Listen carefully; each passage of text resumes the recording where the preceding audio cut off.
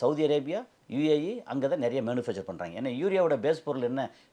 Petroleum product, hydro carbon தானே. அங்கே வந்து 30%. இந்தியாவுக்கு எக்கச்சக்கமான யூரியா வருது இங்கே.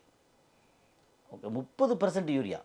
அப்போ சரி, மற்ற நாடுகளில் தயாரிக்கிறாங்கல்ல, அது அந்த நடுவில் போகும்ல. அப்போது நமக்கு வந்து மேஜர் சப்ளையர் வந்து சவுதி அரேபியா, யுஏஇ.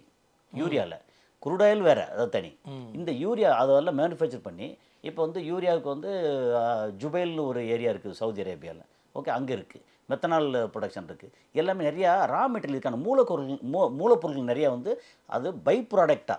இது நேரடியாக பெட்ரோல், டீசல், நாப்தா, இந்த இது மண்ணெண்ணெய், இதெல்லாம் போக தார் இருக்கட்டும், இதெல்லாம் போக பை ப்ராடக்ட் இதுலேருந்து நிறையா மாறி மாறி வருது.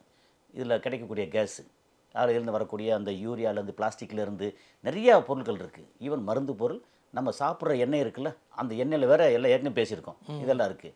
அப்போ இதெல்லாம் வந்து இன்றைக்கி யூரியா அங்கேருந்து வரலன்னு வச்சுங்களேன். இப்போ இன்றைக்கி வந்து நம்ம கோடவுனில் வேர் ஹவுஸில் Tamil Nadu food corporation of India இருக்குது, அதோடது. அப்புறம் தமிழ்நாட்டில் இருக்கிறது எல்லாத்துலேயும் வந்து இன்றைக்கி இருக்கும். ஆனால் இன்றைக்கி விளைச்சலுக்கு யூரியா வேணும்ல. யூரியா இல்லாமல் நம்ம நெல் விளைவிக்கவே முடியாது. அப்படி விளைய வச்சோம்னா ஒரு 25 குவிண்டால் 30 குவிண்டால் வர்றது வந்து ஒரு 10-12 குவிண்டால் வரும். என்ன தான் சாண உரத்தை போட்டு எண்ணத்தை போட்டாலும் பெருசாக வராது.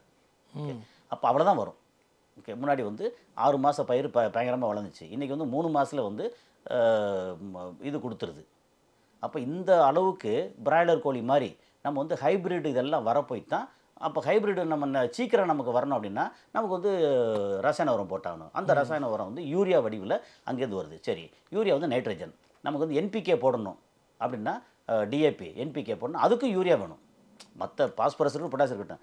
அப்போ அது வந்து தடைப்பட்டுச்சுன்னா அடுத்த வருஷம் அடுத்த போகம் நெல் விளைவிக்கிறதுக்கோ வேறு பயிர் பச்சை இருக்கு இல்லையா, அதுக்கு வந்து யூரியா கிடையாது, குறைஞ்சிருச்சு. அப்போ என்ன ஆகும்? டிமாண்டு வரும். இன்றைக்கி யூரியா வந்து என்ன ரேட்டுன்னு தெரியலை. ஆக்சுவலாக டிமாண்ட் வந்துச்சு அப்படின்னா 2 மடங்கு 3 மடங்கு. இப்போ கேஸ் வாங்குறாங்க இல்லையா, 2200 பதிலாக 6000 8000 கொடுத்து கேஸ் வாங்குறாங்கல்ல, கமர்ஷியல் கேஸு. அது மாதிரி யூரியா வந்து சப்போஸ் 1000 மூட்டை இருந்துச்சு வச்சுங்களேன், நான் வந்து அது கரெக்டாக விசாரிக்கணும், வந்து கரெக்ட் பண்ணணும் வச்சுங்களேன். ஸோ யூரியா அது வந்து 1000 ஒரு மூட்டை யூரியா இருந்துச்சுன்னா இதுக்கப்புறம் வந்து 4000 5000 வாங்குவாங்க.